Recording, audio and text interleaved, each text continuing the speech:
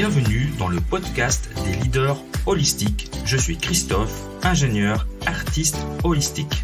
Ce podcast est pour toi si tu es attiré par l'épanouissement personnel, professionnel et spirituel. Ma mission est de t'accompagner, toi le manager, l'ingénieur, le leader rationnel cartésien, à connecter, aligner ton mental rationnel avec tes émotions, ta créativité, ton intuition et ta spiritualité en m'appuyant sur la recherche scientifique. Allez, on y va, c'est parti!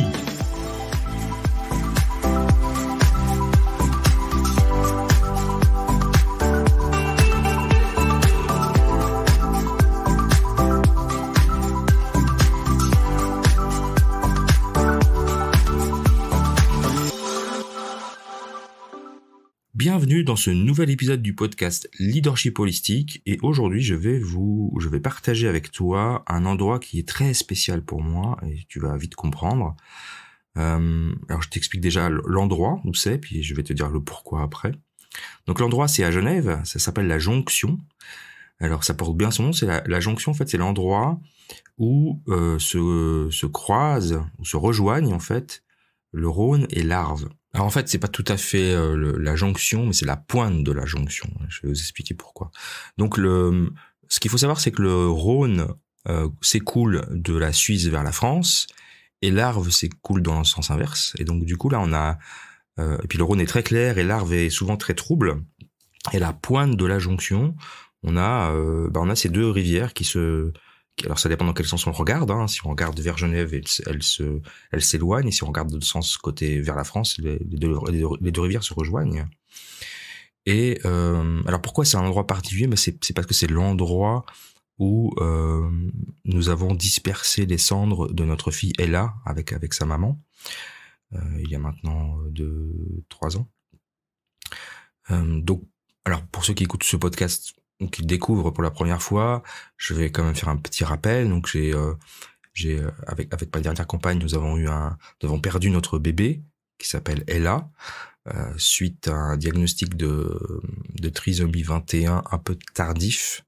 Nous avons pris la décision de ne pas poursuivre la grossesse et donc on a dû provoquer l'accouchement. On a fait une interruption médicale de grossesse, ou une interruption thérapeutique de grossesse en fonction de quel pays, mais voilà, on a fait ça à Genève et en toute conscience, avec beaucoup d'amour et de bienveillance. Probablement que certaines personnes ne vont pas comprendre, mais l'idée de l'épisode du jour n'est pas d'expliquer pourquoi on a pris cette décision. Le fait est qu'on l'a pris et qu'il faut vivre avec, ce qui n'est pas chose facile. Le pourquoi est expliqué dans un livre que nous sommes en train de finir en ce moment et que j'espère nous pourrons publier assez rapidement, qui raconte toute l'histoire en fait. Voilà, petite parenthèse refermée. Donc c'est l'endroit où on a décidé de disperser les cendres de notre fille Ella, parce que justement cette symbolique, je la trouvais intéressante parce que moi je suis français, la maman de Ella est suisse, elle est genevoise, en tout cas d'adoption. Et l'idée de disperser les cendres à cet endroit, c'est que une partie allait retourner en Suisse et une autre partie allait descendre le Rhône jusqu'à la Méditerranée. Et puis pour moi c'est une double symbolique parce que la Méditerranée c'est là où j'ai dispersé les cendres de mon fils Enzo, qui est mon tout premier enfant que j'ai perdu il y a 22 ans maintenant, presque 23. Et donc, Ella est allée rejoindre, en tout cas en partie, son grand frère. Donc, cet endroit était, je trouve, parfait. Enfin, le choix. Alors, c'est mon ex-compagne qui l'a trouvé. Je l'en remercie pour ça, parce que je trouve c'était un bel endroit avec beaucoup de symbolique. En plus c'est très joli l'endroit, c'est un mélange d'urbanisme et de nature, il y a vraiment, à chaque fois qu'on y va c'est très très beau. Et puis chaque année on va se recueillir à cet endroit, on apporte des bougies, on se prend une bouteille de vin et puis on passe un moment à la pointe là, en essayant d'être le plus seul possible quand c'est possible. En tout cas on essaye, on écoute de la musique et on parle à notre fille et voilà.